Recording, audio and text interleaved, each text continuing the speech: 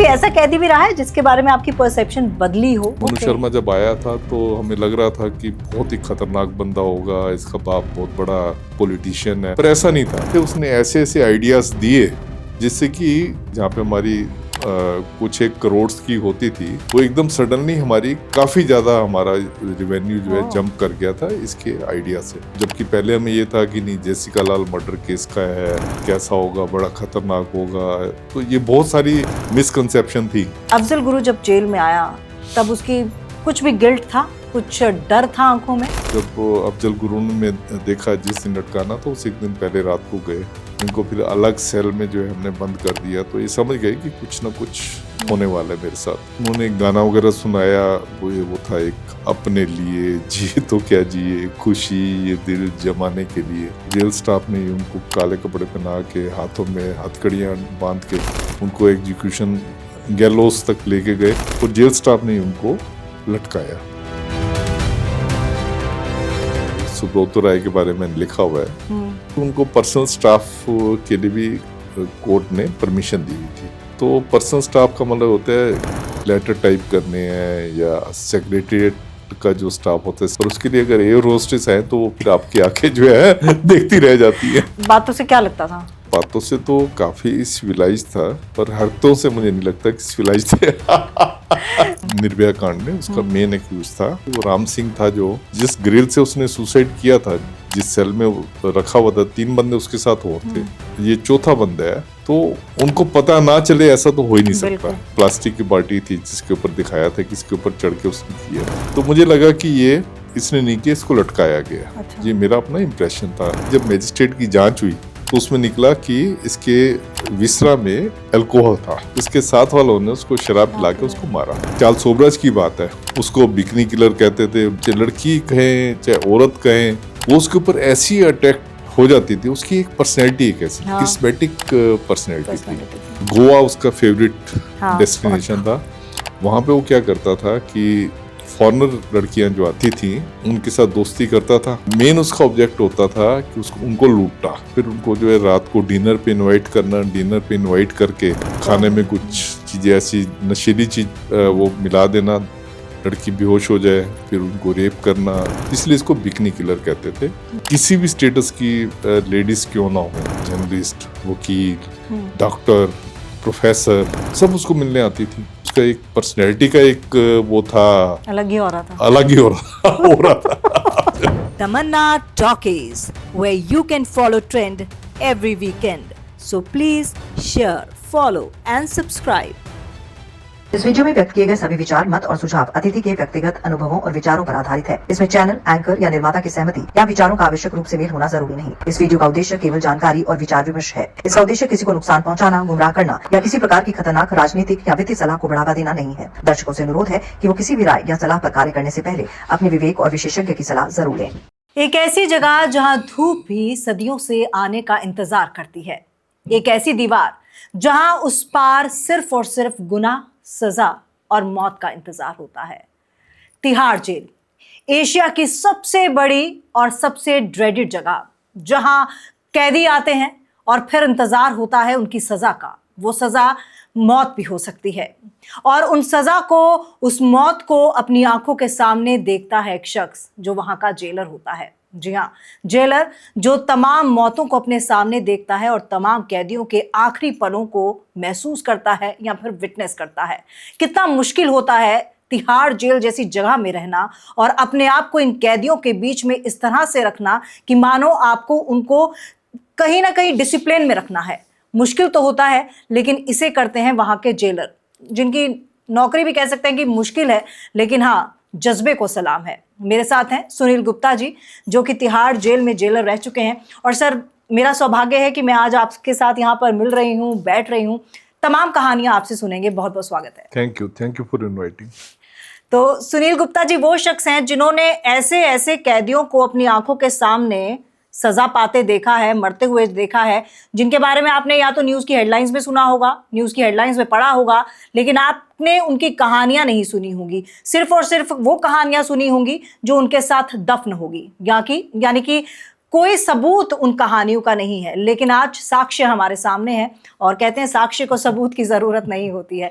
तो सर, अफजल गुरु हो, चार्ल्स शोबराज हो, इसके अलावा तमाम ऐसे हाई प्रोफाइल आपने कह सकते हैं कि ऐसे ऐसे टेररिस्ट को अपने सामने, आंखों के सामने आपने उनको फांसी देते हुए देखा है, फांसी दिए भी है। क्या लगता है आपको कि ये पल जो होता है कहीं ना कहीं ऐसा होता है, संतुष्टि होती है, या फिर लगता है कि क्या हो गया, क्योंकि इंसान ही है हम सब? देखो, हर एक को अपनी ड्यूटी करनी होती है। आप अपनी ड्यूटी कर रहे हैं, जेलर अपनी ड्यूटी करता है और रूल्स के हिसाब से करता है, तो उसको तो ड्यूटी करनी है। और नेचुरली उसमें डरना तो होता नहीं, कुछ डरना नहीं होता। ना ना ना अपने अच्छा, काम। एक जेलर की क्या भूमिका होती है? जेलर की पहली भूमिका तो होती है कि जो भी उसके कैदी हैं, जेल में जितने प्रिजनर हैं, उनको सेफ एंड सिक्योर कस्टडी रखना, कि कोई प्रिजनर जो है किसी दूसरे प्रिजनर के ऊपर अटैक न करे, मारे नहीं, और बिल्कुल ठीक ठाक उनको जेल में रखना है। दूसरी ड्यूटी होती है उनको, आप उनकी ट्रीटमेंट जो है, जो एक मीडियम क्लास स्टैंडर्ड होते हैं, उससे उसकी ट्रीटमेंट करना, मतलब खाना वगैरह जो उसको देना है, जो उसको रहने का वो देना है, एक मीडियम क्लास का देना है, कोई ज़्यादा हाई फाई भी नहीं देना और ज़्यादा लो का भी नहीं देना। तीसरी होती है उसकी reforms, rehabilitate and reintegrate that person into the society. तो मतलब उसको सुधारना जो है, ये भी उसकी ड्यूटी है। सुधारने के बाद जो है उसको एक बेहतर सिटीजन बनाना, बेहतर सिटीजन बनाने के बाद उसको कोशिश करनी कि वो सोसाइटी में जो है अपने आप को छूटने के बाद जो है अपने आप को सोसाइटी में एडजस्ट कर सके। ये भी आजकल ये नई ड्यूटी ऐड हुई है जेलर के लिए। आपने बोला कि एक तो डिसिप्लिन में रखना, दूसरा आपने बोला कि वो तमाम सहूलतें प्रोवाइड कराना, मीडियम सहूलतें प्रोवाइड कराना। सर, जहाँ तक तिहाड़ जेल की बात है, वहाँ पर कहते हैं कि सबसे ज़्यादा सहूलतें, चाहे वो सीसीटीवी कैमरा हो, चाहे वो खान पीन की चीज़ें हों, वो तमाम चीज़ें वहाँ पर बाकी जेल्स के मुकाबले होती हैं। लेकिन उसके बाद भी जो जिस डिसिप्लिन की आप बात कर रहे हैं, या फिर जो आप कह रहे हैं मीडियम, तो हम तो जो सुनते हैं वो यही होता है कि वहाँ पर ऐश आराम, कई ऐसे हाई प्रोफाइल जो हैं लोग, उनको मिलता है जिन्होंने गुनाह किया है, जिन्हें नहीं मिलना चाहिए। ऐसा सच है क्या? देखिए, क्या होता है कि रूल्स अपनी जगह पे हैं। कई लोग होते हैं सिस्टम को खरीद लेते हैं, या सिस्टम को डरा देते हैं, या सिस्टम को इस तरीके से हाईजैक कर लेते हैं कि जो कि उनको नहीं करना चाहिए। तो उसमें ये वाली बात होती है, जो वायलेशन होते हैं उसके बारे में आप बात कर रहे हैं। तो ऐसे में आप लोग हेल्पलेस होते हैं? नहीं, हेल्पलेस नहीं होते।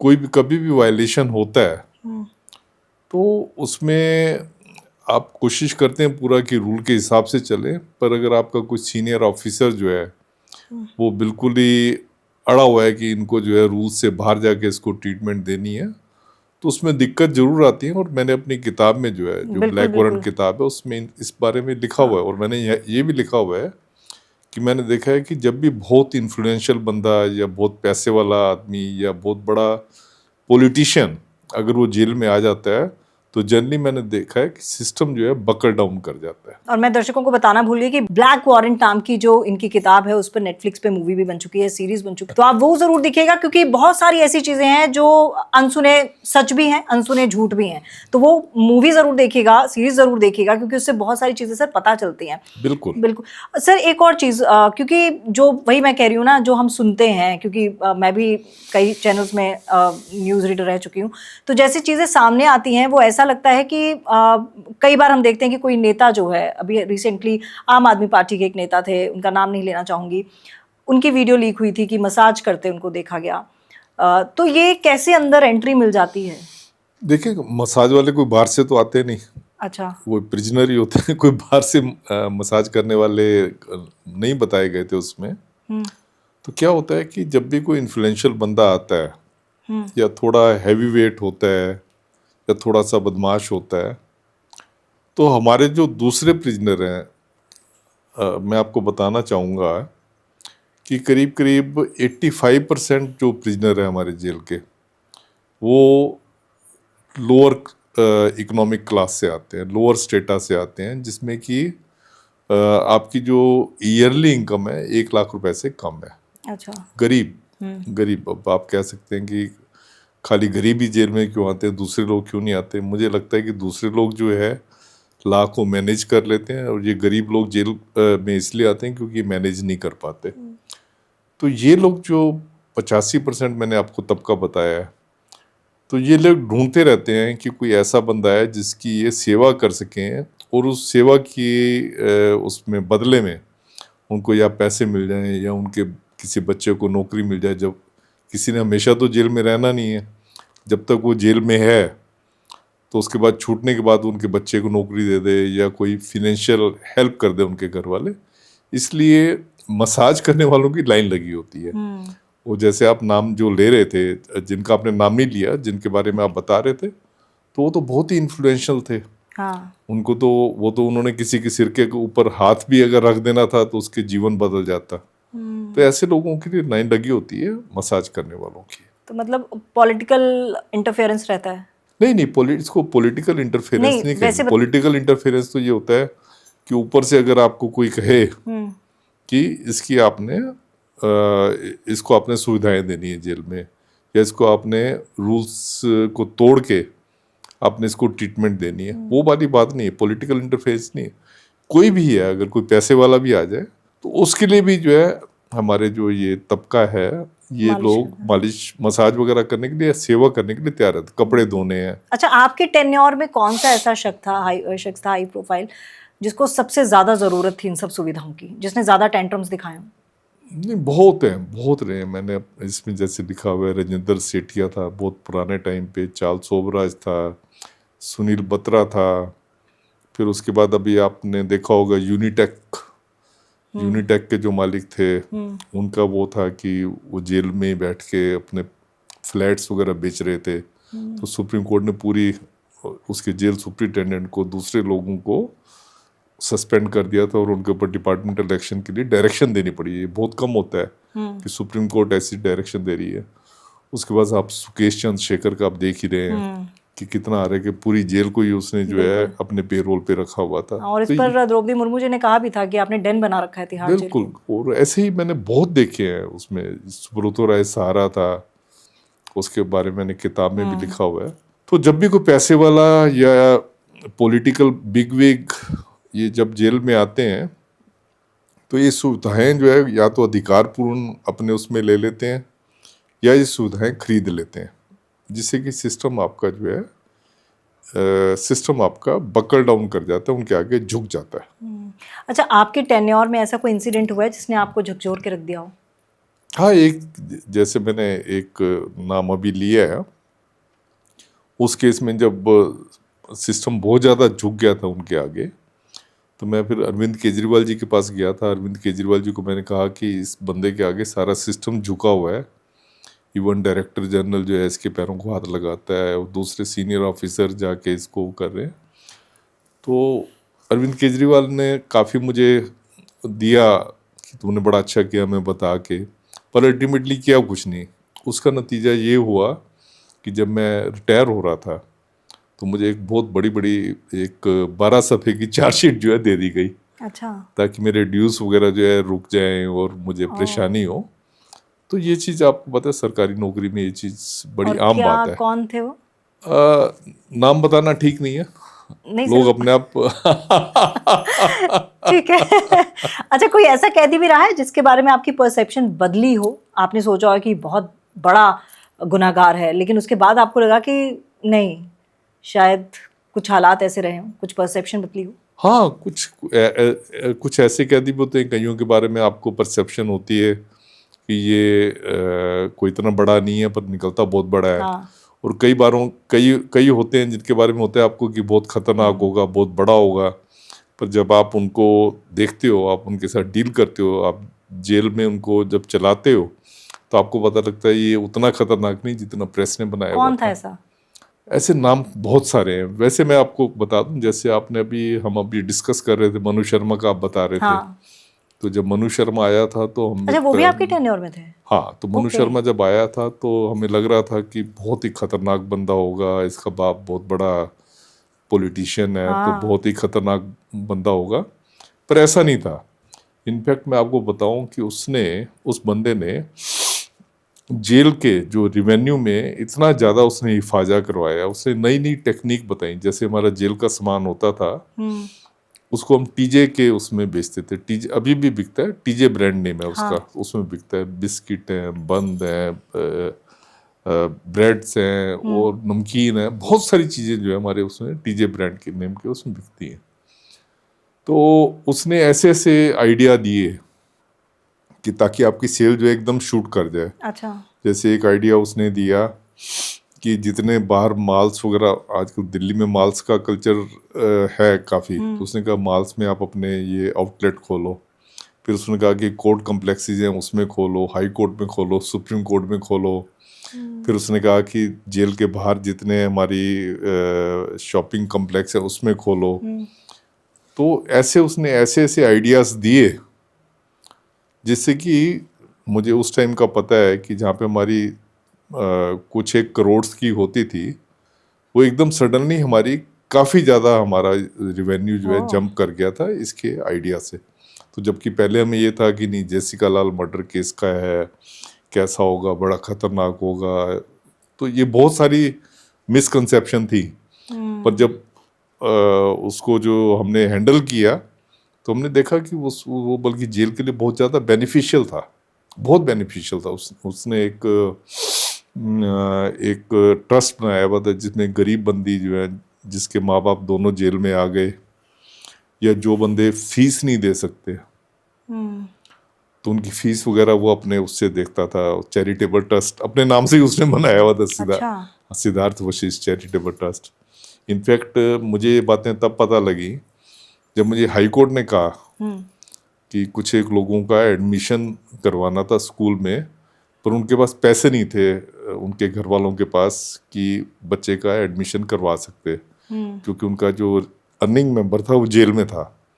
तो हाई कोर्ट ने जब मैं कहा तो फिर मुझे नहीं पता था सिद्धार्थ वशिष्ठ चैरिटेबल ट्रस्ट इसका है। अच्छा। क्योंकि उसके वहाँ बोर्ड वगैरह लगे हुए, तो मैंने फिर उसको अप्रोच किया तो उन्होंने कई सारे बच्चों का एडमिशन करवाया बाहर के स्कूल्स में। अच्छा। तो मतलब आपको पहले परसेप्शन बिल्कुल अलग होती है, पर जब आप उनको हैंडल करते हैं तो तब आपको।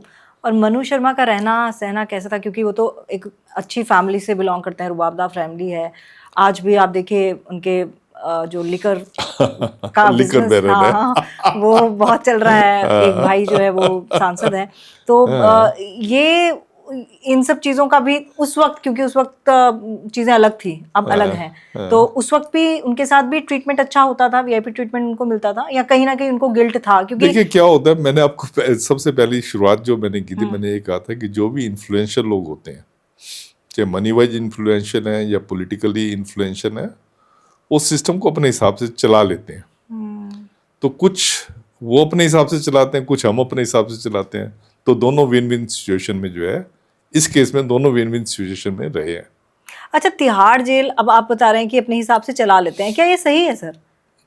हाँ, जैसे मैंने लिखा है, जब 81 में मैंने ज्वाइन किया था तब अखबारों में आता रहता था Charles Sobhraj rules Tihar jail, आता था। आप उस टाइम के अखबार उठा के देखेंगे। उसी वजह से ज्ञानी जैल सिंह जी एक बार जेल पे आए, विजिट करने आए। हाँ। और उन्होंने जब विजिट की तो उसके बाद जब विजिट कर रहे थे तो मैं उनके साथ ही था। तो मुझे तो नहीं पता था, अगले दिन मैंने अखबार में पढ़ा, इंडियन एक्सप्रेस में पढ़ा कि उनको किसी ने जो है खाली बोतल शराब की जो है ऑफर की। हाँ। उन्होंने कहा कि यहाँ सब कुछ मिलता है। मुझे थोड़ा याद है, आ रहा है। पंजाबी थे ना? उन्होंने कहा पंजाबी टर्रा, मतलब यहाँ सब कुछ मिलता है। उन्होंने पहले तो आप ब्लैक वारंट अगर वो देखेंगे उसमें भी है दिखाया हुआ कि उस टाइम पे दो बड़े नामी ग्रामी बदमाश प्रिजनर थे, एक तो बज्जी था, एक था दीना। तो दोनों ही हैबिचुअल प्रिजनर थे। तो मैं जब ज्ञानी जी ने चार्ल्स सोबराज का वार्ड देखा, चार्ल्स सोबराज से वो करके वापस जा रहे थे मिल के, तो रास्ते में किसी ने कहना शुरू कर दिया, चाचा नेहरू जिंदाबाद, चाचा नेहरू जिंदाबाद। तो मैंने ये सोचा, मैं बड़ा खुश हुआ। अच्छा। क्योंकि मेरे को तभी, मैंने मई में ज्वाइन किया था और ये मेरे को बात है सितंबर की बात है। तो 2 महीने 3 महीने हुए तो, और ज्ञानी जी भी खुश हुए कि लोग चाचा नेहरू जिंदाबाद कह रहे हैं, तो मतलब यहाँ लोगों में बड़ी देशभक्ति है। तो उसके बाद मैं तो ज्ञानी जी के साथ ही घूमता रहा, फिर उसके बाद एक और वार्ड में गए, वहाँ भी घूम के आए। तो अगले दिन अखबार में पढ़ा कि ज्ञानी जी जब वो जेल में विजिट करने गए थे तो उनको किसी ने शराब की खाली बोतलें दिखाई, उन्होंने कहा यहाँ पे सब चीज़ मिलते हैं, सब नशे की चीज़ें मिलती। ये अखबार में पढ़ा, मेरे सामने बात नहीं हुई थी। अखबार में ये भी लिखा हुआ था उनके जो पर्सनल सेक्रेटरी थे उनको ये वाली चीज़ें इन्होंने, जो बज्जी और दीना का नाम मैंने लिया, इन्होंने उनके पर्सनल सेक्रेटरी को दी। तो उसके बाद उससे अगले दिन फिर अखबार में मेरा नाम आया कि सुनील गुप्ता को सस्पेंड कर दिया। अच्छा। तो मैं बड़ा हैरान, मैंने कहा भी यार आते सर सस्पेंड कर दिया, जबकि मेरे साथ एक बहुत सीनियर ऑफिसर थे, उनको भी सस्पेंड किया, सुप्रीम जेल को भी बाद में सस्पेंड कर दिया था, डिप्टी सुप्रीम को भी सस्पेंड कर दिया था इसी बात के ऊपर। तो ये चीज़ें मतलब वो इसी बात पे थी कि Charles Sobhraj rules Tihar jail. ऐसे ही टाइम टू टाइम मैंने देखा है, जब भी कोई ये लोग पैसे वाले या पॉलिटिकली इन्फ्लुएंशियल लोग आते हैं, आजकल भी आप देख रहे हो सुकेश चंद्रशेखर का आ रहा है, बिल्कुल। यूनिटेक वाले का मैंने अभी पहले नाम लिया, उनका आ रहा है कि वो जेल को चला रहे थे, और ऐसा होता रहता है। मतलब ये बदकिस्मती है क्योंकि प्रोफेशनलिज्म नहीं है जेल में। जो प्रोफेशनलिज्म होना चाहिए जब वो नहीं होता, उसका नतीजा ये होता है कि जब भी कोई पैसे वाला बंदा आता है या कोई पॉलिटिकली बिग विग बंदा आता है तो वो सिस्टम को हाईजैक कर लेते हैं। अब ये क्यों नहीं है, प्रोफेशनलिज्म क्यों नहीं है, उसके भी कई कारण हैं। जैसे मैंने अपनी किताब में लिखा हुआ है कि हम जब जेल में आए थे तो हमें कोई ट्रेनिंग नहीं दी गई थी। अभी भी आज की डेट में भी जो प्रिजन एक्ट है वो कहता है कि आप स्टाफ को पूरी 9 महीने की ट्रेनिंग देंगे, फिर रिफ्रेशर कोर्सेज करवाएंगे, टाइम टू टाइम उनको और ट्रेनिंग उस पर भेजेंगे। पर आपको हैरानी होगी कि कोई फॉर्मल ट्रेनिंग अभी है ही नहीं। इवन जिसने जेल चलानी है, जो सुप्रिटेंडेंट जेल होता है, उसको कोई ट्रेनिंग नहीं होती। वो भी बाहर से आते हैं, 2-3 साल जेल में काटे, 2-3 साल जेल में काटे, अपना समय बिताया और वापस चले गए। जब तक आपकी जेल में प्रोफेशनलिज्म नहीं होगा तो ये चीज़ें होती आई हैं, होती रहेंगी और होती रहेंगी। अच्छा, एक चीज़ आप ये दिखा रहे हैं तिहाड़ जेल की। अब मैं संजय दत्त की अगर बात करूं, क्योंकि जो हम देखते हैं मूवीज़ में, उनकी भी मूवी बन चुकी है संजू। संजय दत्त जो कहानी बताते हैं, जो जो फिल्मों में हमने देखी है, वो बताते हैं कि जिस बैरक में वो थे वहाँ पर ड्रेनेज का बड़ा दिक्कत था, तो वहीं पर सारा जो भी सीवेज का पानी था वो वहीं पर ब्लॉक हो जाता था। खाना उनको जो मिलता था उसमें कीड़े होते थे। एक तरफ संजय दत्त की ये कहानी और एक तरफ जो तिहाड़ की वीआईपी ट्रीटमेंट की हम बात करें, दोनों में बहुत कॉन्ट्रास्ट है। तो क्या क्या माने हम? वैसे तो देखा जाए संजय दत्त भी वीआईपी प्रिजनर थे। वीआईपी, वही तो वीआईपी प्रिजनर थे, वो यरवड़ा जेल में थे। और उनका तो सुनते थे कि बड़ा तकड़ा पॉलिटिकल पेट्रोनेज था उनका। बिल्कुल। तो ऐसी चीजें गलत चीजें लगती है, जो पिक्चर में दिखाया है मुझे लगता है गलत दिखाया गलत है। वैसे मैं बताऊं आपको, प्रिजन जो है स्टेट सब्जेक्ट है। अच्छा। कोई स्टेट हाँ। जितनी चाहे सुविधाएं जेल को प्रिजनर्स को दे सकती है और जितनी सुविधाएं चाहे वो ले सकती है, स्टेट सब्जेक्ट होने की वजह से। अब दिल्ली जो है, दिल्ली की जो स्टेट गवर्नमेंट है, हमारे यहाँ जो बजट है, बजटरी एलोकेशन जो है काफ़ी अच्छा होता है जेल को। उससे ये होता है कि हम अच्छी से अच्छी सुविधाएं दे सकते हैं, अच्छे से अच्छे सिक्योरिटी इक्विपमेंट लगा सकते हैं, अच्छी से अच्छी जो बिल्डिंग बना सकते हैं। तो और जगह जब उनकी फिनेंशियल पोजीशन इतनी अच्छी नहीं होती तो वो शायद हमारा मुकाबला ना कर पाते हो। फूड का भी जो है हर एक स्टेट का अलग अलग होता है। जैसे तिहाड़ है, इसमें टोटल वेजिटेरियन जेल है, जबकि और जगह जो है नॉनवेज भी साथ देते हैं। अब इसके पीछे भी कहानी है, वेजिटेरियन जेल क्यों है, क्योंकि हमारे यहाँ पे ये सोचना होता था कि जैसा अन्न वैसा मन। तो जितना हम वेजिटेरियन देंगे तो लोगों का मन जो है उतना सॉफ्ट रहेगा, इसमें वायलेंस की तरफ नहीं जाएगा। हमें क्या हुआ था कि हमारे यहाँ जो फॉरेनर्स प्रिजनर हैं, उन्होंने सुप्रीम कोर्ट में एप्लीकेशन लगा दी कि हमें नॉनवेज फूड मिले। अच्छा। कहते हम तो वेजिटेरियन खाते नहीं, खासकर यूरोपियन जो नेशन के थे उन्होंने कहा कि हम तो नॉनवेज फूड खाते हैं वहाँ पे, हम वेजिटेरियन फूड से तो स्टार्व कर जाएंगे। तो हमें सुप्रीम कोर्ट ने नोटिस इशू किया, तो हमने सुप्रीम कोर्ट को जवाब ये दिया कि जब हमारा इंडियन जो है कभी अगर यूरोप की जेल में जाएगा, अगर वहाँ पे दाल रोटी मांगेगा, उसको दाल रोटी मिलेगी? नहीं मिलेगी। ऐसे ही खाना जिस कंट्री की जेल में जो प्रिजनर जाता है उस कंट्री का खाना मिलता है, और हमारे दिल्ली का खाना जो है ये वेजिटेरियन फूड है, और वेजिटेरियन फूड जो है हम इनको दे रहे हैं, कोई हम इनके साथ जो है कोई भेदभाव नहीं कर रहे। और दूसरा, हाँ, अगर किसी को ज़्यादा प्रोटीन की डाइट चाहिए या अंडा वगैरह तक तो अलाउड है, अंडा बटर वगैरह ये चीज़ें अगर ये मेडिकल एडवाइस के ऊपर हम दे सकते हैं, दूध वगैरह देते हैं, और चीज़ें भी सप्लीमेंट फूड सप्लीमेंट्स वगैरह देते हैं। तो हमने जब सुप्रीम कोर्ट को ये वाली बात कही तो सुप्रीम कोर्ट ने हमारी बात से एग्री किया। तो ये संजय दत्त की कहानी झूठी है?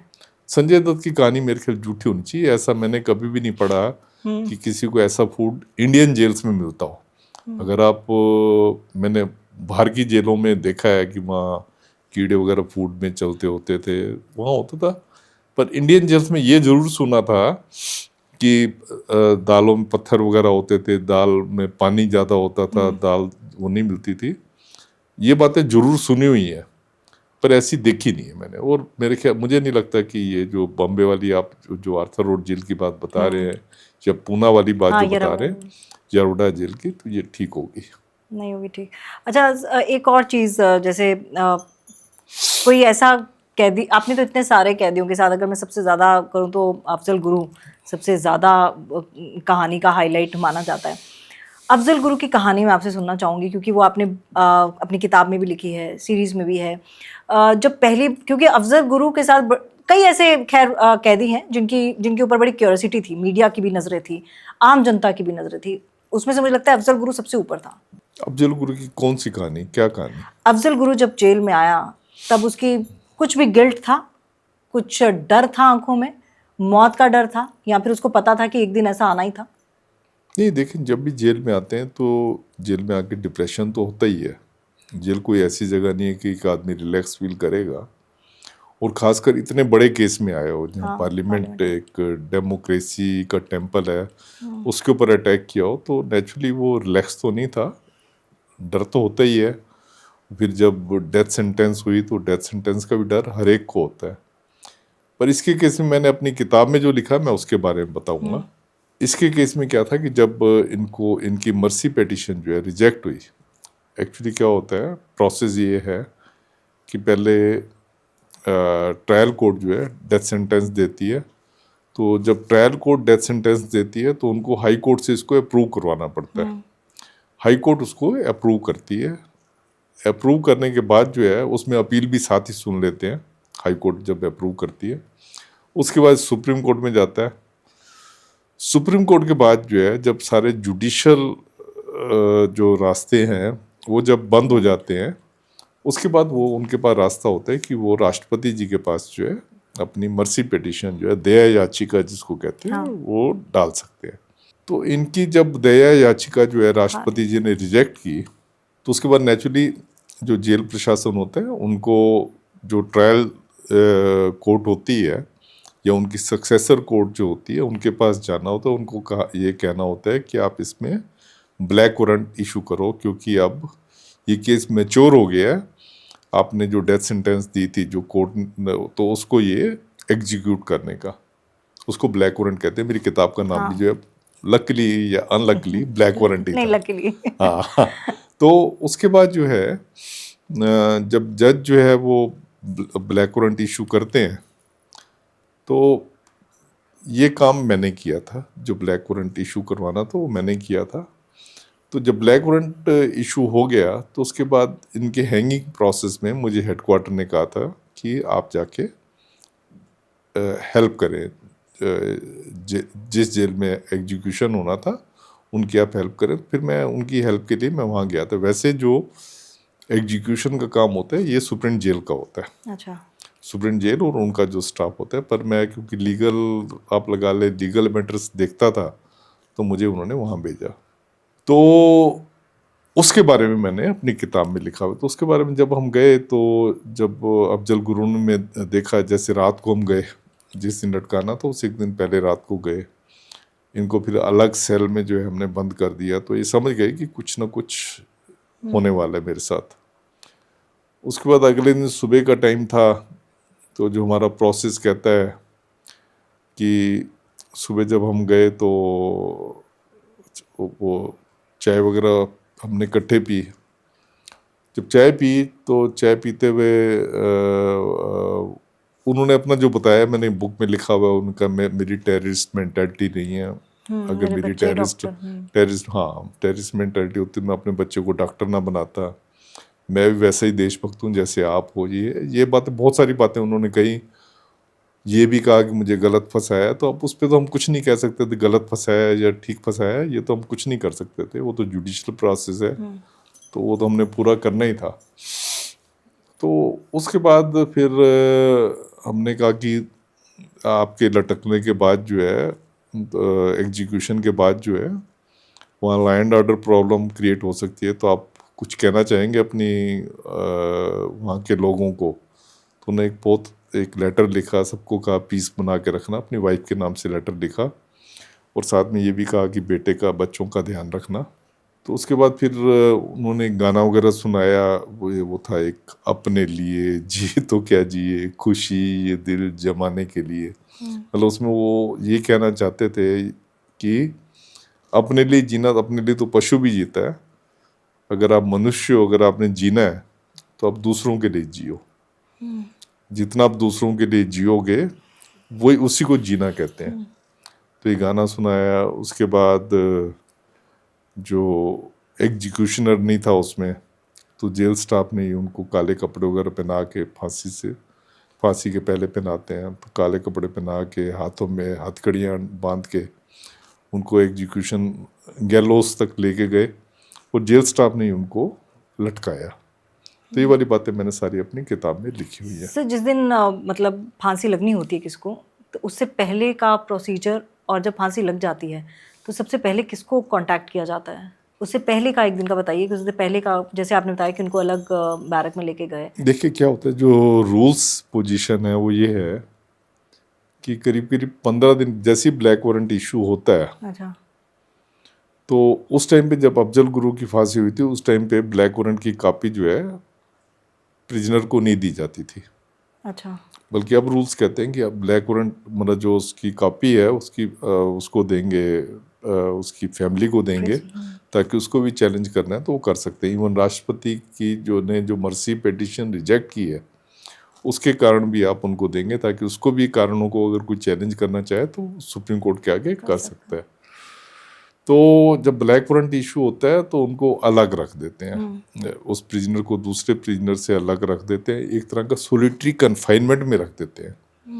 तो उसमें वो देखा जाता है कि कोई भी चीज़ ऐसी ना हो उनके पास जिससे कि वो फांसी लगा ले या किसी के ऊपर अटैक कर दे। अच्छा, तो ये सब चीज़ें इंश्योर किया, राउंड द क्लॉक सर्विलेंस रखी जाती है, सीसीटीवी कैमरास तो लगे होते हैं, उस पे नजर, उसकी पूरी एक्टिविटीज़ पे नज़र रखी जाती है। और खाना भी जो देते हैं, वो जो थाली और कटोरी वगैरह जो भी होती है, उसको खाना खिला के उसके बाद उनको निकाल लिया जाता है वहाँ से। इवन जो पजामे का नाला होता है, नाड़े को भी निकाल लेते हैं वहाँ उनको, ताकि उससे सुसाइड वगैरह ना कर ले। तो पूरी चौकसी जो है उसके ऊपर रखी जाती है। फिर ये भी देखा जाता है कि कोई एक्सटर्नल अटैक ना हो, तो एक्सटर्नल अटैक को रिपेल करने के लिए पूरी उसमें तैयारी होती है। और जिस दिन फांसी लगती है उस दिन तो पूरे जो जेल रोड वगैरह है, पूरा ट्रैफिक ऐसा वो उसको कंट्रोल होता है कि उस रोड पे जो है ट्रैफिक भी नहीं आने दिया जाता, जो बाहर की रोड्स होती है, सिक्योरिटी एंगल से। ये पुलिस का काम होता है, ये जेल का काम नहीं होता। उसके बाद ये होता है कि अगर किसी प्रिजनर की अगर बॉडी आप उसके घर वालों को देनी है या नहीं देनी, सरकार फैसला करती है।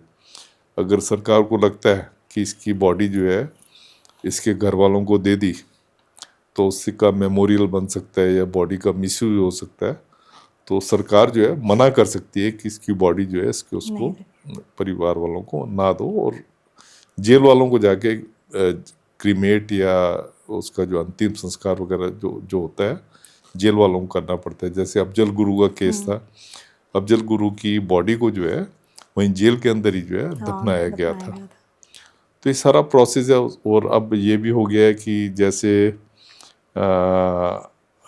जो बॉडी है, बॉडी को क्रीमेट करने से पहले उसका जो है पोस्टमार्टम होगा, ये देखने के लिए कि उसको जो लटकाया, जो आपने उसको एग्जीक्यूट किया है एज पर प्रोसीजर किया कि नहीं किया। क्योंकि पहले मैंने सुना था, ऐसा कभी हुआ नहीं, कि जैसे कई बार लटकाते थे, जैसे बंदे को लटकाया तो ठीक तरीके से अगर आपने नहीं लटकाया अच्छा, तो आपका सिर ऊपर रह गया, बॉडी नीचे गिर गई। अच्छा, ऐसा नहीं मतलब ऐसे भी अच्छा, होता था वो। अच्छा, तो ऐसी चीजें ना हो, तो ये भी पूरा इसके लिए पोस्टमार्टम करना जो है वो अब जरूरी कर दिया गया है। और उसके बाद सबसे पहले कांटेक्ट किसको किया जाता है कि फांसी लग गई? उनके घर वालों को पहले पता ही होता है कि इस तरीके को फांसी लगनी है। अच्छा, तो बॉडी अगर उनके घर वालों को देनी होती है तो पोस्टमार्टम करने के बाद बॉडी जो है, उसकी बॉडी को वहाँ से हॉस्पिटल या मोर्चरी से जो है वो क्लेम कर लेते हैं। और जब ऐसे कुख्यात आतंकी आते हैं जेल में, इन्वायरमेंट में कुछ बदलाव आता है? हाँ, वो तो है। देखिए, एक एनवायरनमेंट में टेंशन तो होती है ना? कुख्यात आतंकी कोई भी आता है।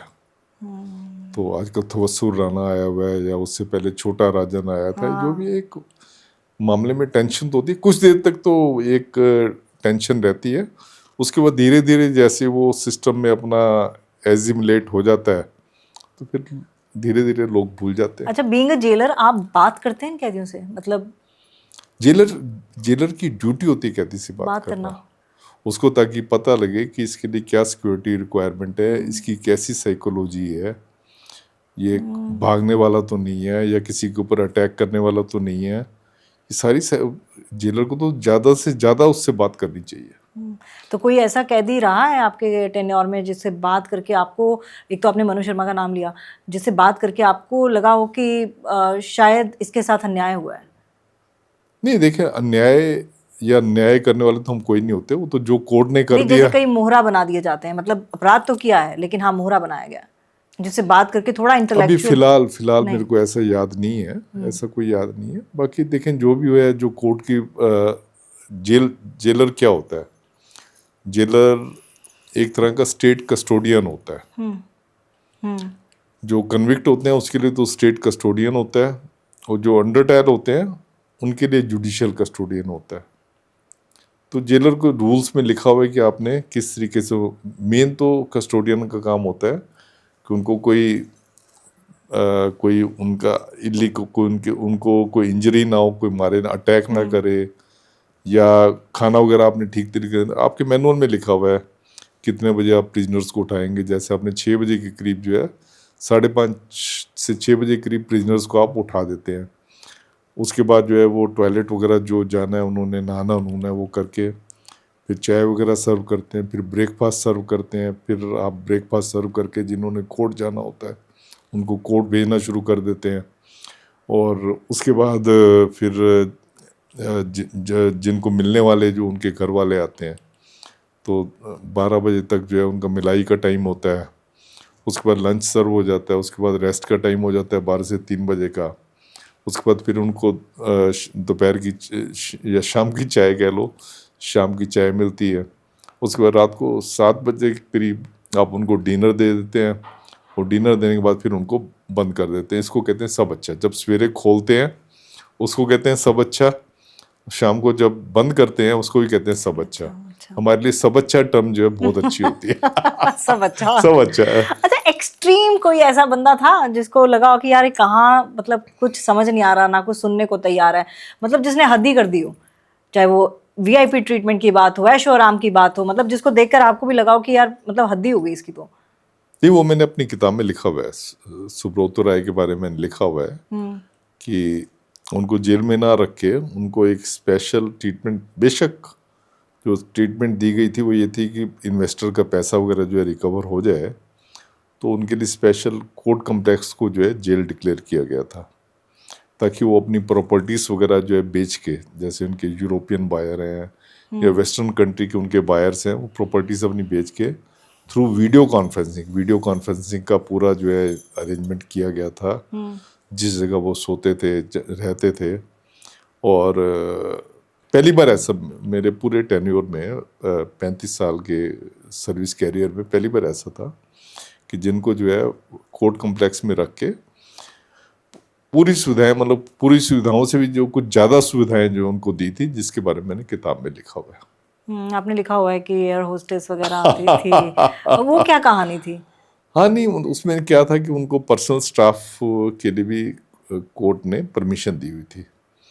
तो पर्सनल स्टाफ का मतलब होता है लेटर टाइप करने हैं, या सेक्रेटरीट का जो स्टाफ होता है सेक्रेटरीट हेल्पिंग के लिए होता है। और उसके लिए अगर एयर होस्टेस है तो वो फिर आपकी आंखें जो है देखती रह जाती है। हाँ, बेवकूफ थोड़े ना है।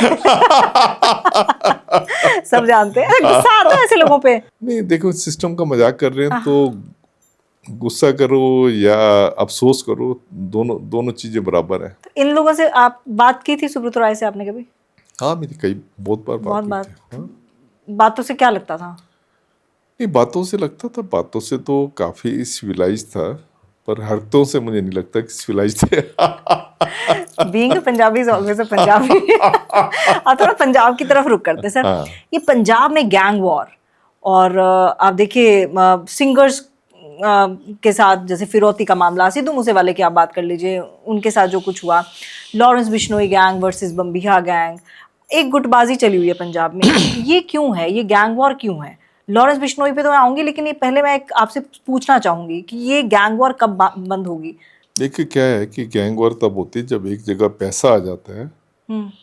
तो गैंग बननी शुरू हो जाती है। जैसे सबसे पहले हमने गैंग देखे बड़े बॉम्बे में, हाँ। मुंबई में बॉम्बे अटैक जो हुआ था, तो दाऊद इब्राहिम या पत्नी छोटा राजन, छोटा शकील, हाँ। पत्नी कितने नाम वहाँ पे वो निकल के आए। जहाँ पैसा होता है वहाँ पे गैंग बनते हैं, क्योंकि उनके वेस्टेड इंटरेस्ट होते हैं।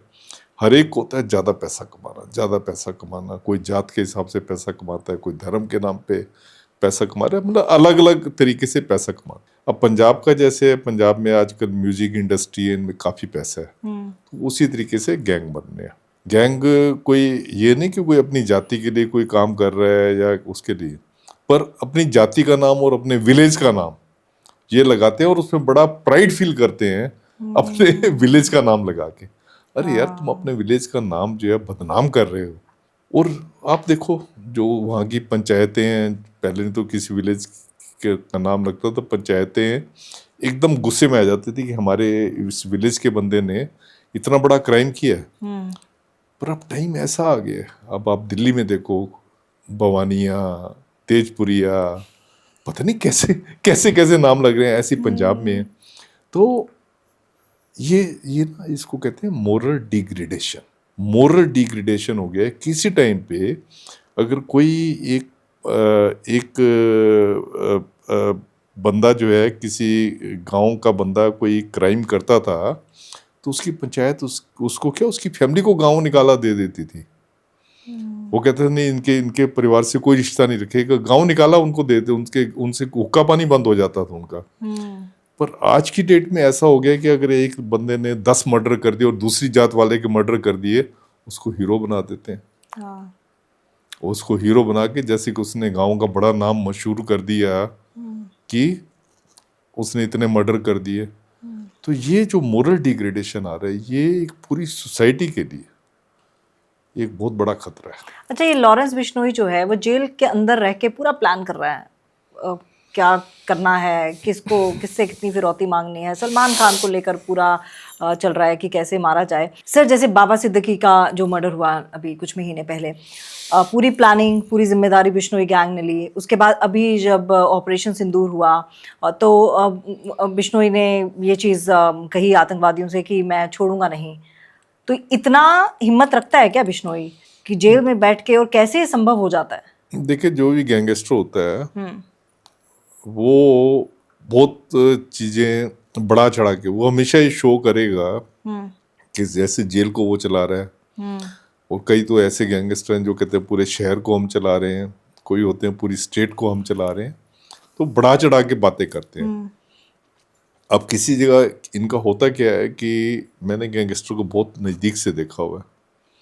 होता क्या है कि एक गैंगस्टर का नाम हो गया, फिर एलेग वाले जो भी ऑर्डिनरी क्रिमिनल भी होते हैं ना उस एरिया के, वो जाके उस गैंगस्टर के नाम से पैसे मांगना शुरू कर देते हैं। जनता आपको पता है, उनको तो आप जितना भी बुली करो उतनी जल्दी बुली हो जाते हैं। ये भी रिसेंटली हो भी रहा है। हाँ, तो वो फिर उसका नाम का यूज करते हैं, मैं मिस यूज नहीं कहूंगा, उसके नाम को यूज करते हैं। वो फिर अगर उसका नाम को यूज कर करके उसने खूब वो अपना नाम अपना अर्जित कर लिया, खूब पैसा कमा लिया, फिर हो सकता है बाद में उस गैंग को ज्वाइन कर ले।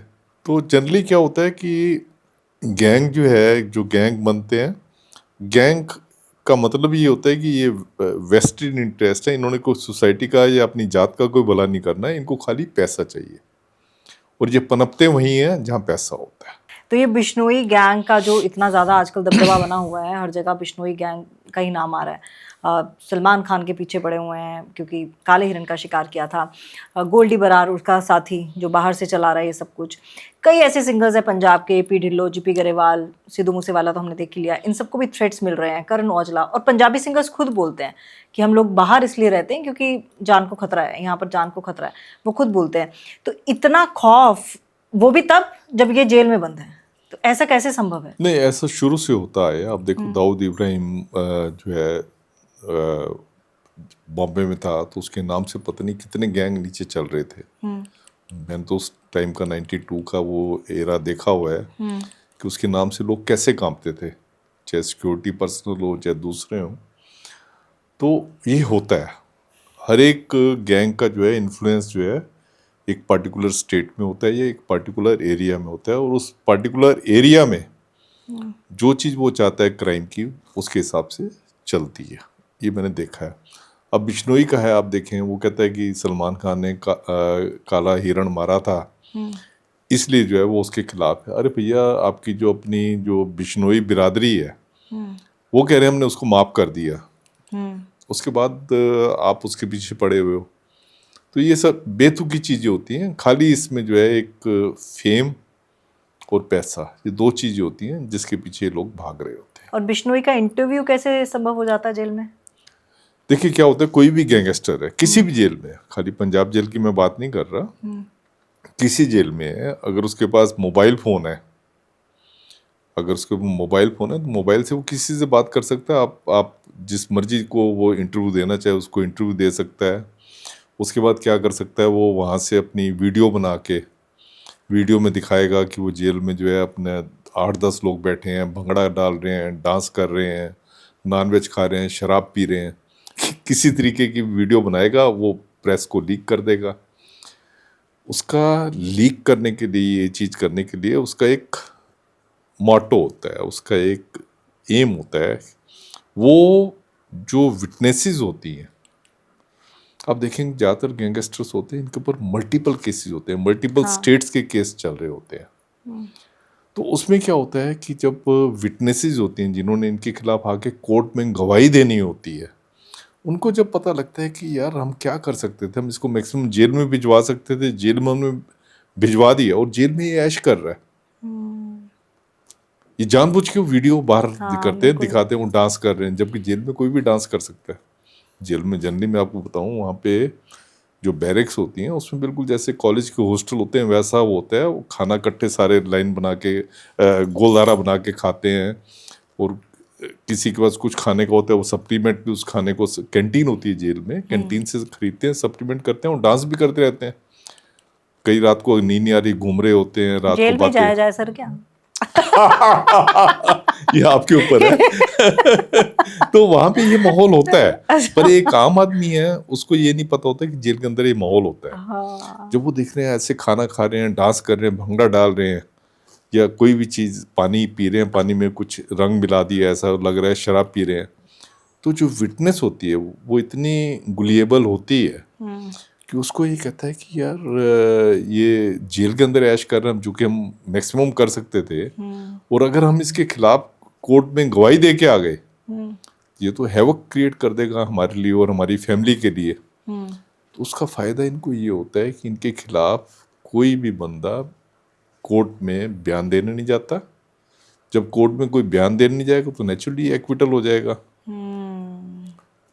और ज़्यादातर आप देखेंगे अगर आप ट्रैक रिकॉर्ड निकाल के जितने भी गैंगस्टर्स होते हैं इनका आप देखेंगे, ज़्यादातर केसों में इनका एक्विटल हो जाता है इसी कारण से। यानी कि कैदी जो है सिस्टम से 4 कदम आगे हैं। हाँ, कैदी जो सिस्टम, तभी तो क्राइम करते हैं, अगर सिस्टम के बीच में चल के क्राइम थोड़ी होता है। और ये फोन कैसे अंदर पहुंच जाते हैं? फ़ोन के भी कई तरीके होते हैं, कई तरीके होते हैं। जैसे पहले होता था खाने पीने की चीज़ों में फ़ोन चले जाते हैं। देखें क्या होता है कि हम लोग ये सोचते हैं कि एक आदमी को जेल में भेज दिया तो जेल में रहेगा, पर ऐसी बात नहीं होती। उसने कोर्ट में भी जाना होता है। अगर गैंगस्टर है उसके ऊपर अगर 20 केस चल रहे हैं तो रोज़ ही लगभग वो कोर्ट में जाएगा। जब कोर्ट में जाएगा उसको इतने लोग मिलने के लिए आएंगे, खाने की चीज़ें, मतलब उसकी खाने की चीज़ें जो उसके घर वाले हैं दे सकते हैं जेल के अंदर। तो क्या होता है किसी भी तरीके से खाने की चीज़ में, कपड़ों में, या आप आजकल प्राइवेट पार्ट्स में बड़े ये आ रहे हैं, नाइजीरियंस वगैरह जो होते हैं, अफ्रीकन जो नेशनल्स होते हैं, तो प्राइवेट पार्ट्स में ये छुपा के लाते हैं, फ़ोन वगैरह लेके आते हैं, ड्रग्स आती हैं इन प्राइवेट पार्ट में छुपा के लाते हैं। तो कई बार तो ऐसा हुआ है जैसे स्मैक वगैरह जैसे बड़ी एक पॉपुलर एक ड्रग है जो जेल में आती है, तो पेट में डाल के ले आते हैं। पेट में जैसे पॉलीथीन में उसको लपेटा, पॉलीथीन की एक उसमें पुड़िया बनाई, उसको ऊपर से सील किया और उसको जो है इंजेस्ट कर लिया। वो करके पेट में छुप के आ गया, अंदर आते हैं, वो मीटिंग वगैरह करते हैं तो पुड़िया बाहर निकल आती है और उसको ड्रग्स को वो करते हैं, या प्राइवेट पार्ट में छुपा के ले आए। तो ये चीज़ें बहुत सारे तरीके होते हैं, मतलब ये सिस्टम से नेचुरली आगे होते हैं तभी जो ये चीज़ें जेल के अंदर पहुंचती है। या कई बार क्या होता है कि डिसग्रंटेड एलिमेंट होते हैं वो इनके पास पहुंचा देते हैं। जैसे मैंने आपको बताया कि किसी टाइम पे जो गैंगस्टर्स होते थे बहुत लो प्रोफाइल होते थे, इनकी पंचायतें वगैरह इनको जो है अपनी पंचायत से निकाल देती थी अगर ये क्राइम करते थे। अब इनको बड़ी रिस्पेक्टेबिलिटी मिल रही है कि गांव का नाम भी लगाते हैं, सब कुछ करते हैं। तो उससे क्या है कि उस जाति के लोग जो होते हैं, कुछ डिसग्रंटेड लोग होते हैं उस जाति के, जो पूरी उनकी कोशिश होती है कि हमारी जाति का आदमी अगर जेल में तो खुश रहे। अच्छा, तो वो भी जेल वालों से मिली भगत में भी वो चली जाती है चीजें। बहुत सारे तरीके होते हैं। मैं आपसे कौन कौन से तरीके डिस्कस वही तो करूं? मुझे लग रहा है टाइम इतना कम है आपके, अब इतनी सारी कहानियां ना हो ही नहीं पाएंगी पूरी। मैं कभी इधर कूद रही हूँ, उधर कूद रही हूँ, मुझे खुद ही नहीं समझ में आ रहा। अब लेकिन फिर भी जो चीजें हम टीवी में देखते हैं तो हमें हैरानी होती है। एक और मुझे वाकया याद आ रहा है सर, शायद वो निर्भया कांड से जुड़ा था, जेल के अंदर सुसाइड कर ली थी, ये कैसे हो गया? सुसाइड, कोई भी सुसाइड करना चाहे सुसाइड कर सकता है। मतलब वो चीजें कैसे आ जाती हैं उन तक? हाँ देखिए, मैंने जो किताब में लिखा हुआ है अगर उसके बारे में आप बात कर रहे हैं तो उसमें क्या था कि वो राम सिंह था जो, हाँ, तो वो मेन एक्यूज था निर्भया कांड में, उसका मेन एक्यूज था। तो वो ड्राइवर था उस व्हीकल का जिसमें कि निर्भया और उसका जो एक साथी था, लवर था, वो थे, उसमें बैठे थे। तो वो गाड़ी चला रहा था, उसके क्या है, एक हाथ में रॉड डली हुई थी, उसके एक हाथ उसका सीधा रहता था, एक हाथ से वो गाड़ी चलाता था। तो जब जेल में लाया तो उसको मैंने कहा, जनरली जो हाई सिक्योरिटी वार्ड जो गैंगस्टर्स वगैरह इनकी लॉजिंग होती थी, इसके लिए मैं रिकमेंड करता था डायरेक्टर जनरल को कि इसको यहाँ पे रखो। तो उसके केस में जब मैंने कहा निर्भया के जो एक्यूज थे, मैंने उनको जब डीजी को कहा कि इसको जो है हम हाई सिक्योरिटी वार्ड में रख देते हैं, तो उन्होंने मेरी बात नहीं मानी। तो मुझे बड़ी हैरानी हुई क्योंकि सेफ एंड सिक्योर कस्टडी, मैंने जैसे आपको बताया, ये पहला कर्तव्य होता है जेलर का। जब उन्होंने मेरी बात नहीं मानी तो उनको आम आदमियों के साथ रख दिया और कुछ ही दिनों में ही उसने सुसाइड कमिट कर लिया। तो मेरे को ये था कि जो सुसाइड की जो जिस ग्रिल से उसने सुसाइड किया था, जिस सेल में रखा हुआ था, 3 बंदे उसके साथ और थे। जब 3 बंदे और हैं, ये चौथा बंदा है, तो उनको पता ना चले ऐसा तो हो ही नहीं सकता। दूसरा सुसाइड जो उन्होंने किया था, करीब मेरे ख्याल 10 फीट ऊंची ग्रिल थी जिससे कि उन्होंने इस राम सिंह ने अपने गले से साफा सा बांध के, अपने पजामे का वो था उसको बांध के वो किया था। तो मुझे लग रहा था कि वो 10 फीट ऊपर, क्योंकि उसका कद होगा कोई 5.5 फीट के आसपास, और नीचे उन्होंने बाल्टी, एक प्लास्टिक की बाल्टी थी जिसके ऊपर दिखाया था कि इसके ऊपर चढ़ के उसने किया। तो मुझे लगा कि ये इसने नहीं किया, इसको लटकाया गया। अच्छा। ये मेरा अपना इम्प्रेशन था।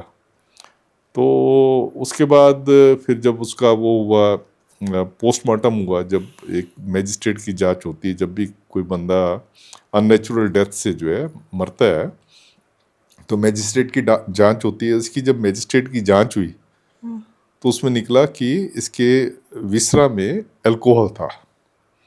अरे यार, कोई ऐसे बंदे को शराब थोड़ी पिलाएगा। इसका मतलब ये है कि उसके साथ वालों ने उसको शराब पिला के उसको मारा। तो ये मेरा अप्रीहेंशन था, इसलिए मैंने एक किताब में लिखा ताकि लोग देखें। मेरी किताब का ये नहीं था कि मैंने कोई सेंसेशन क्रिएट करनी है, मैं खाली जेल की जो रियलिटीज है उसके बारे में पब्लिक को बताना चाहता था कि जेल में इस तरीके से वर्किंग होती है और ये चीज़ हो सकती है। खाली ये वाली बात बतानी थी। नहीं, और सही में बहुत सारी मिसकंसेप्शंस हैं जो आज दूर हो रही हैं। जी जी, और वो होनी भी चाहिए। होनी भी क्योंकि चाहिए। हम जब यहाँ से देखते हैं तो हमें तिहाड़ जेल, अब दो चीज़ें हैं। हमारे लिए होता है कि यार तिहाड़ जेल जहाँ पर सबसे ज़्यादा कुख्यात लोगों को रखा जाता है, जो सोसाइटी में रहने के लायक नहीं है। अब आप जो कहानियाँ सुनाएंगे या फिर हम किसी से सुनेंगे तो कई लोग ऐसे हैं जो बोलते हैं कि अरे वहाँ पर तो सब कुछ आराम से मिल जाता है, कुछ ऐसी वो नहीं है। लेकिन हाँ, ये चीज़ जानना बहुत ज़रूरी है कि कितना मिलता है और कितना आपको पॉलिटिकल इंटरफेरेंस, जो एक बहुत बड़ी चीज़ सामने आती है इन तमाम खबरों में, वो भी क्या पॉलिटिकल इंटरफेरेंस भी एक बहुत बड़ी इसके पीछे वजह रहती है। देखिए, यहाँ दिल्ली में तो इतनी पॉलिटिकल इंटरफेरेंस नहीं है, क्योंकि दिल्ली में क्या है कि कोई बात भी होती है तो उसके ऊपर फौरन जो है प्रेस बड़ी सजग है यहाँ की, और हाँ। कोर्ट्स बड़ी सजग है, तो उसमें आ जाता है। मेरे को याद है एक केस, कल्पनाथ राय कांग्रेस के बहुत बड़े नेता होते थे, मंत्री थे, 91-92 की बात है। जब वो जेल में आए तो अखबारों में आना शुरू हो गया कि इसको बहुत सुविधाएं जेल में दी हुई हैं, क्योंकि उनको हॉस्पिटल वगैरह में एडमिट कर दिया था, ऐसे कुछ था। तो जब आया ये कि इनको सुविधाएं जेल में मिल रही हैं जो कि उनको नहीं मिलनी चाहिए, तो कोर्ट ने यहाँ तक कह दिया था कि अगर आप जेल में एक्स्ट्रा सुविधाएं देते हैं रूल्स के अलावा तो ये कंटेम्प्ट ऑफ कोर्ट है। तो इसलिए दिल्ली में पॉलिटिकल इंटरफेरेंस या दिल्ली में कोई इतनी सुविधाएं जो है इस बात पे नहीं मिलती कि पॉलिटिकल इंटरफेरेंस है। और जगह जरूर ऐसे होता है, जैसे आप देखें बिहार में लालू प्रसाद यादव हैं, उनको जो ब्यूर उसमें जो है जेल में ना रख के उनको उसमें उसमें पहले तो किसी गेस्ट हाउस में रखा हुआ था, फिर बाद में किसी हॉस्पिटल में बाहर स्पेशल में रखा हुआ था। फिर और केस था ये क्या नाम था उसका, ये राजेश रंजन पप्पू यादव, वो जेल में आए थे। शहाबुद्दीन जो है वहाँ से, पप्पू यादव और शहाबुद्दीन को, दोनों को बिहार की जेलों से ट्रांसफ़र किया गया था यहाँ दिल्ली की जेल में, क्योंकि बिहार की जेलों में पॉलिटिकल इंटरफेरेंस था। उनको लग रहा था कि जेल के अंदर दरबार लग रहा है, जेल के अंदर ये सब कुछ जो चाहते हैं वो खा रहे हैं, जेल के अंदर मोबाइल इस्तेमाल हो रहे हैं, 2-2, 3-3 मोबाइल इस्तेमाल एक प्रिजनर कर रहा है। वहाँ पे तो पॉलिटिकल इंटरफेरेंस बहुत ज़्यादा चल जाता है, क्योंकि वहाँ होता है कि अगर सुप्रीम जेल जो है उनकी बात नहीं मानेगा, अगर उन्हीं की पार्टी वहाँ पे राज कर रही है, तो आपकी ट्रांसफ़र ऐसी जगह पे, ऐसी उसमें डिस्ट्रिक्ट में कर देंगे जहाँ पानी नहीं होगा, जहाँ बत्ती नहीं होगी, जहाँ मतलब बहुत ही कम वो होगी, तो जिससे कि आपका जो है सुप्रीम जेल की पूरी फैमिली जो है डिस्टेबलाइज हो जाएगी। उसके बच्चे जहाँ पढ़ रहे हैं उनको वहाँ लेके जाना पड़ेगा, तो बहुत ज़्यादा असुविधा जो है फेस कर सकता है जेल स्टाफ। इसलिए वहाँ पे ये होता है कि पॉलिटिकल इंटरफेरेंस इतना ज़्यादा होता है कि जिसके ऊपर कि सुप्रीम कोर्ट को जंप करना पड़ता है कि इनको जो है दिल्ली में ट्रांसफ़र करो। बाकी दिल्ली में वो वाली चीज़ नहीं होती।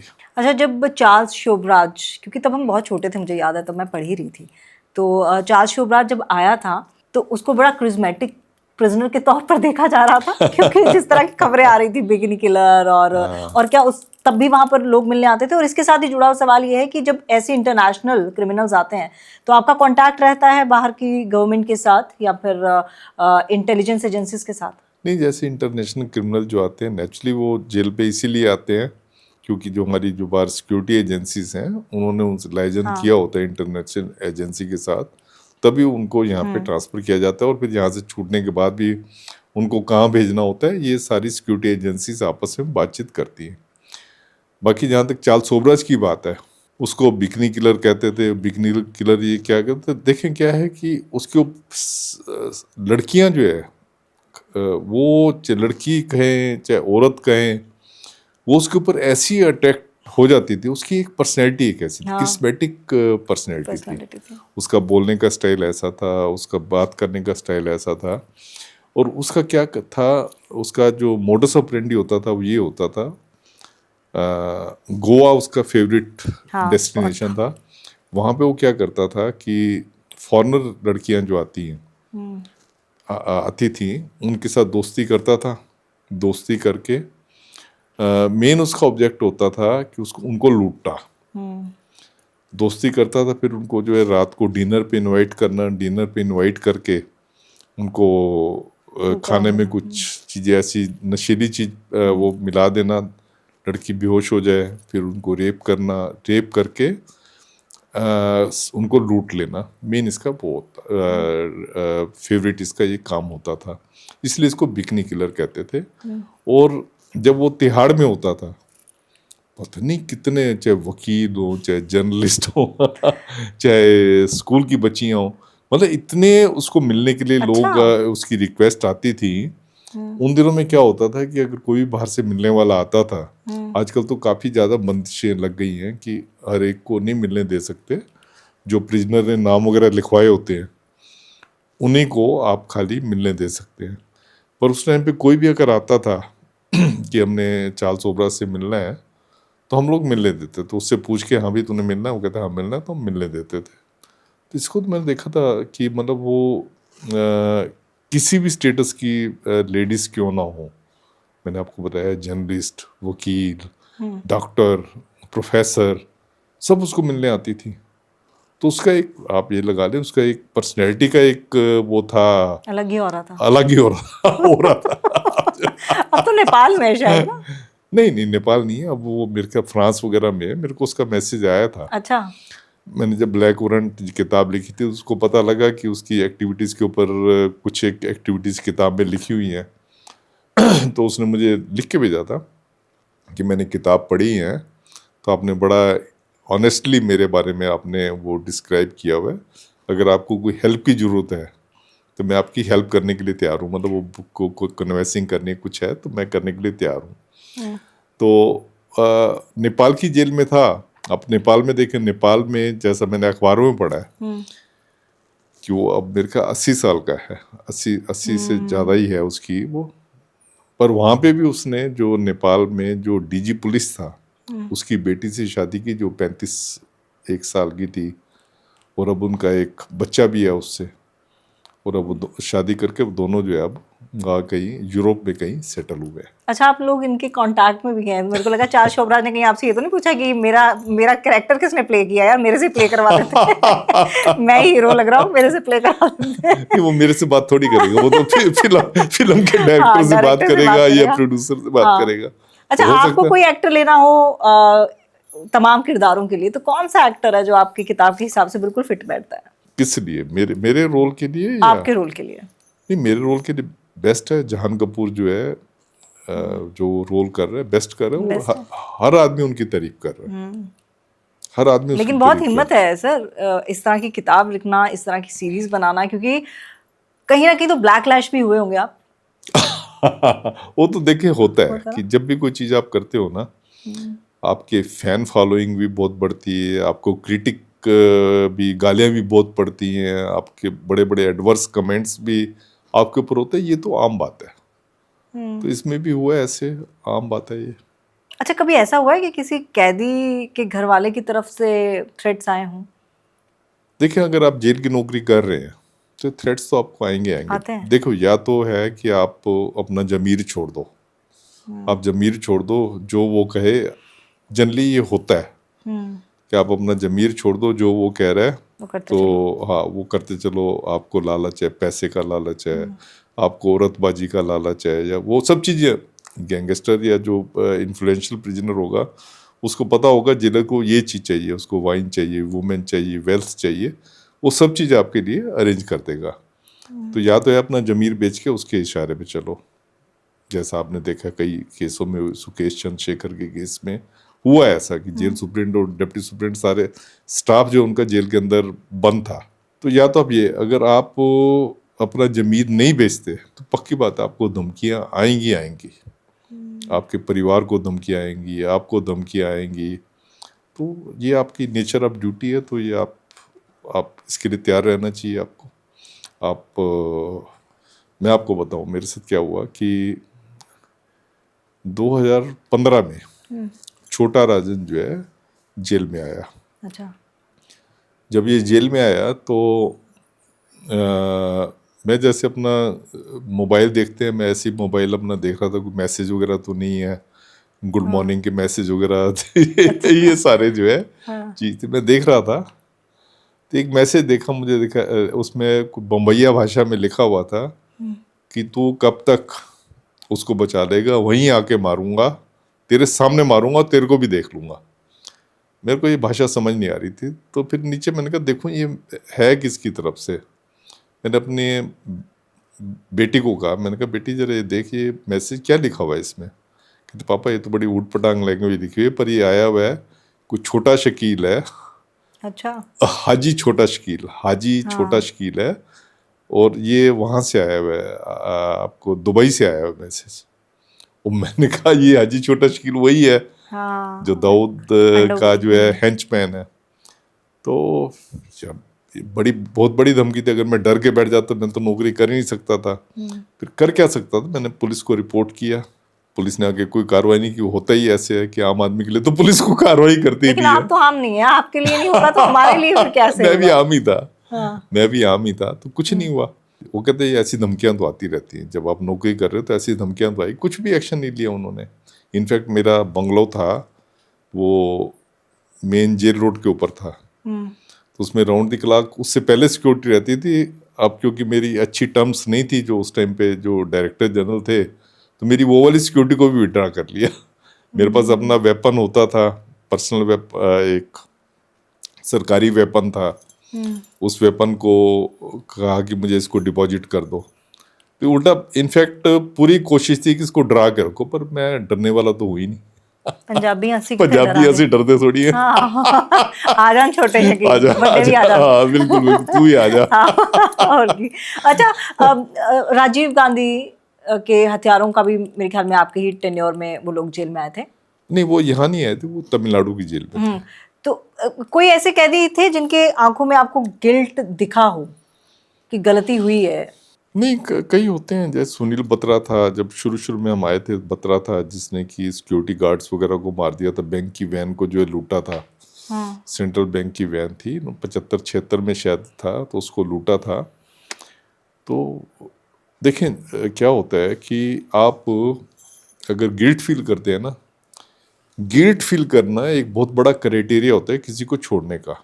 किसी को उम्र कैद होगी, नेचुरली आप मर्डर करोगे तो उम्र कैद होती है या डेथ सेंटेंस, दो ही है, इसके अलावा तीसरी को ऑप्शन ही नहीं है। तो आपको अगर उम्र कैद हुई है और अगर आप गिल्टी कॉन्शियस हैं, एक क्राइटेरिया होता है उसको छोड़ने के लिए।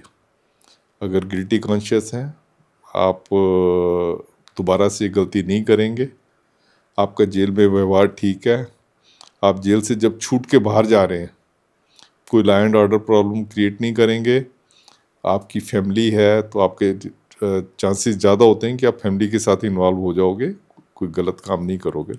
ये सब चीज़ें एक क्राइटेरिया होती हैं एक आदमी को छोड़ने के लिए। तो गिल्ट कॉन्शियस ज़्यादातर जो क्राइम करते हैं उनमें गिल्ट कॉन्शियस होता है। ये बिल्कुल होता है।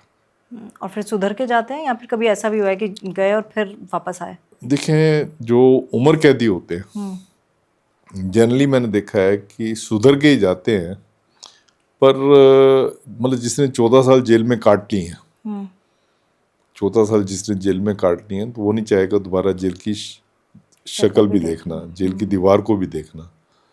पर कुछ एक होते हैं, मतलब आप लगा लें 5-7% ऐसे भी होते हैं, बाहर गए, कोई खाने कमाने का कोई रास्ता नहीं है, तो फिर दोबारा क्राइम किया, जेल में आ गए।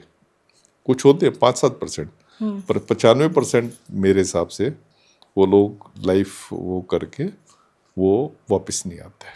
अच्छा, अब जैसे राम रहीम का मामला है, आपने बोला पॉलिटिकल इंटरफेरेंस दिल्ली में ज़्यादा नहीं होती, लेकिन जैसे ही इलेक्शंस आते हैं राम रहीम को इतनी जल्दी पैरोल कैसे मिल जाती है? ये मामला तो हरियाणा का हो गया। देखिए हाँ। क्या होता है, क्या होता है कि दो तरह की रिलीज होती है। एक होता है रिलीज ऑन पैरोल, एक होता है रिलीज ऑन फरलो।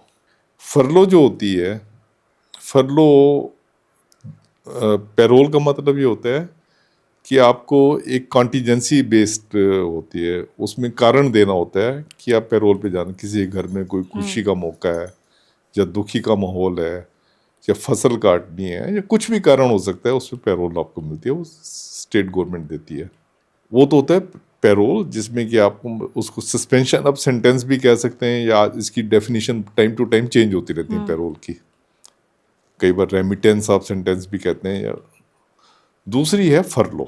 फरलो जो है, फरलो का मतलब ये होता है कि आप जेल में आपने बड़ा अच्छा अपना कंडक्ट मेंटेन किया हुआ है, जेल में आप बिल्कुल आपने कोई जेल ऑफेंस नहीं किया, तो फिर एक आपका राइट बन जाता है कि आपको छुट्टी देने का। देखिए जेल प्रशासन क्या कर सकता है, अगर आप काम बहुत अच्छा कर रहे हैं, जेल प्रशासन क्या कर सकता है। आप भी अपने बच्चों को जो है, बिल्कुल। जैसे होता है, आप बच्चे को ये कहते हैं, बच्चा पेपरों में बहुत अच्छे नंबर लेके आया, एग्जाम में बहुत अच्छे नंबर लेके आया, आप कहे चल बेटे आज फिल्म देख के आते हैं, है ना, ये ले, तेरे नाम पे कार ले दी, तेरे को बाइक ले दी, ये ले दी। यही होता है हाँ, रिवॉर्ड के तौर पे। रिवार्ड के तौर पे। हमारा भी यही होता है, प्रिजनर्स को हम रिवार्ड देते हैं। काम अच्छा कर रहा है उसको वेजिस तो देंगे ही देंगे, अच्छा। साथ में क्या, चल भैया जैसे दिल्ली में है, दिल्ली में 1 साल में 7 हफ्ते की तेरे को छुट्टी, एक बार 3 हफ्ते की छुट्टी, एक बार 2 हफ्ते की, एक बार 3 स्पेल में देते थे जब मैं था। अभी मेरे ख्याल यही है, 3 स्पेल में फरलो देते हैं। तो क्या होता है कि अब वो जो फरलो लेनी होती है, वो फरलो की डेट मैं डिसाइड करूंगा। मैंने फरलो पे कब जाना है या पैरोल पे कब जाना है, ये कोई गवर्नमेंट डिसाइड नहीं करेगी। तो अगर मैं तब जाना चाहता हूँ जब इलेक्शन हो रहे हैं, तो ये मेरी मर्जी है, उसमें गवर्नमेंट कुछ नहीं कर सकती। गवर्नमेंट हाँ ये कह सकती है, नहीं यार इलेक्शन हो रहे हैं, लैंड तेरे जाने से लैंड ऑर्डर प्रॉब्लम हो सकती है, पर उसके लिए पुलिस रिपोर्ट होनी चाहिए। अगर ऐसी कोई पुलिस रिपोर्ट नहीं है तो आप मना नहीं कर सकते। अब बंदा जाना ही तब जाता है जब इलेक्शन हो रहे हैं, तो उसमें आप मना कैसे करोगे? वही ये सब चीजें मेरे को लगता है आम जनता को तो पता ही हाँ, नहीं है, आम ये सब जनता को चीजें पता नहीं नहीं, पता है। बिल्कुल। कोई ऐसा कैदी भी रहा है जिसने आपको मैनिपुलेट करने की कोशिश की हो या धमकाने की कोशिश की हो? ये तो हमेशा मैंने आपको बताया, जब आप जेल की नौकरी कर रहे हैं तो ये आपकी पार्ट ऑफ ड्यूटी है कि मैनिपुलेट करने की कोशिश भी करेंगे, पहले आपको मैनिपुलेट करने की कोशिश करेंगे। जो भी प्रिजनर होगा जो खतरनाक प्रिजनर है या हैबिचुअल प्रिजनर है, पहले हमेशा कोशिश करेगा आपको मैनिपुलेट करने की। अगर आप कैसे? मैनिपुलेट नहीं हो रहे, मैनिपुलेट पैसे के जोर पे, अच्छा। या जो चीज़ मैंने आपको बताया ना 3 W होते हैं, उससे आपको मैनिपुलेट करने को, अगर आप उससे नहीं हुए फिर आपको धमकी देगा। 3W wealth, wine and women, अगर उससे नहीं हुए तो फिर आपको जो है वो धमकी देगा। अब धमकी से नहीं हो तो फिर चुपचाप बैठ जाएगा। और सबसे मतलब इस तरीके से सबसे डरावना कौन सा था कैदी आपके टाइम? नहीं, उसमें नाम लेना ठीक नहीं होगा, पर ऐसा जनरली अगर आप जेलर हैं तो आपकी उसमें होता रहेगा ये। लेकिन इन लोगों में एटीट्यूड रहता है, जैसे जो बड़े बड़े कुख्यात होते हैं, जैसे बहुत ज्यादा रहता है एटीट्यूड तो इतना ज्यादा होता है कि अगर आपने किसी गैंगस्टर को सबके सामने तू करके बोल दिया है चल, या उसको थोड़ा सा आपने ऑर्डिनरी वे में उसको अगर आपने वो कर लिया, इतना एटीट्यूड होता है कि आपका मर्डर तक हो सकता है। अच्छा, हाँ, मतलब ये बाहर कनेक्ट कर लेंगे। हाँ, ये कहें तो आपने मेरी उसके सामने बेइज्जती कर दी। मतलब वन अपमैनशिप तो इनमें सबसे ज्यादा होती है। मतलब इनको ये होता है, मैं आपको बताऊं, एक प्रिजनर था, उसका मैं नाम ले सकता हूँ, उसका नाम था सुधीर बिट्टू। वो हैबिचुअल था, आता रहता था जाता रहता था जेल में। वो क्या करता था, उसका मेन काम होता था एक्सटॉर्शन का। एक्सटॉर्शन का काम होता था उसका। वो पब्लिक से, गांधीनगर का था, दिल्ली के गांधीनगर का। वो क्या करता था कि जैसे एक्सटॉर्शन के लिए किसी लाला को बुलाया जेल में, उस टाइम पे जो है किसी से भी आप मुलाकात कर सकते। कोई लाला उसको मिलने के लिए आया तो वो क्या करता था, होम गार्ड वाले हो गए या कोई जेल के स्टाफ के हो गए, उनको कहता था जब वो मिलने के लिए आएंगे ना, जैसे विंडो पे मिलने के लिए आएंगे तो तुम मुझे सलूट मार देना। अच्छा अच्छा हाँ, तो उसको पैसे दे देता था। अच्छा तो जब बाहर वाला लाला आता था जो मिलने के लिए, वो जब देखता था कि इसको जेल में सलूट पड़ रहा है, कहता है यार ये तो इसकी तो बड़ी टोर है। तो वो जहाँ उसने 50,000 मांगे होते तो वो लाख रुपए देने के लिए भी तैयार हो जाता था। तो ये जो गैंगस्टर्स होते हैं, मेरा कहने का मतलब ये है कि इनमें बहुत ज़्यादा एटीट्यूड होता है। अगर किसी एक गैंगस्टर को आपने दूसरे गैंगस्टर के सामने थोड़ा सबड्यू करके बुला लिया तो आपके साथ कुछ भी हो सकता है। सर एक लास्ट सवाल, मेरा पर्सनल सवाल है ये। शोले फिल्म देखी थी, वहां असरानी ने रोल किया था, हम अंग्रेजों के जमाने के जेलर हैं। तो उनका एक कैरेक्टर और आपका कैरेक्टर, मतलब ऑब्वियसली जेलर वैसे तो नहीं होते हैं, मजाकिया, लेकिन आपको पर्सनली जितना मैं जानी हूँ आप बड़े लाइवली हैं और मतलब happy go lucky kind of person है। तो आपकी पर्सनैलिटी वहाँ कैसे चेंज हो जाती है? देखिए क्या होता है कि जैसे आपने खुद ही पहले कहा था कि पंजाबी हैं, पंजाबी तो हर एक जगह खुश होता ही होता है। हाँ। तो क्या होता है कि आपको जो अपना लाइफ का रोल जो प्ले करना होता है एज ए जेलर, तो अंग्रेजों के टाइम के जेलर की जो बात आपने कही है, उस टाइम पे ना इंडियंस के ऊपर, जो इंडियन फ्रीडम फाइटर्स होते थे, बहुत एट्रोसिटीज होती थी उनके ऊपर।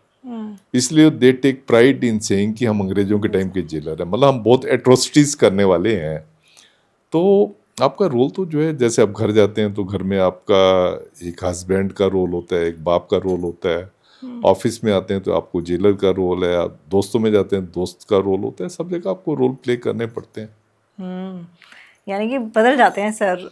और आप अगर इनसे पर्सनली मिलेंगे तो सच में इतने मतलब मजाकिया हैं, आप मान ही नहीं सकते कि ये इतने कुख्यात लोगों के बीच में रहते होंगे। और मैं तो इमेजिन भी नहीं कर पा रही सर आपको वैसे।